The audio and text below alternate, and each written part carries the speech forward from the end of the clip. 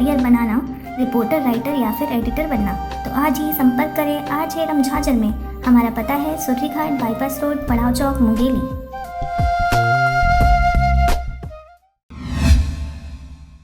नमस्कार, स्वागत है आपका RJ रमझाझर में और मैं हूं पुखराज सिंह। रविवार के दिन रायपुर वृंदावन हॉल में JCI कैपिटल जोन 11 के द्वारा जिंदगी फाउंडेशन की फाउंडर एवं अध्यक्षा यशा वेगड़े को outstanding young individual personal award से सम्मानित किया गया। इस अवसर पर JC अमित प्रेसिडेंट JC सागर और उनकी पूरी टीम की उपस्थिति रही। आपको बता दें कि JCI की कुल 125 देशों में भी स्थापना की गई है। वहीं इस कार्यक्रम को JCI द्वारा स्वर्गोत्सव के नाम से हर वर्ष दीपावली के तरह मनाया जाता है। कोई भी NGO वाले हैं या कोई भी समाज सेवी है या कोई भी ऐसा इंसान है, वो अपनी खुशी के लिए सारी चीजें करे और उन बच्चों को जब आप खुशी देते हैं ना, तो आपको दुगनी मिलती है। और ईश्वर की इतनी दया है आज मुझ पर कि आज मैं इस मंच पे खड़े होकर अपनी इन चीजों को आप सबके सामने रख पा रही हूँ।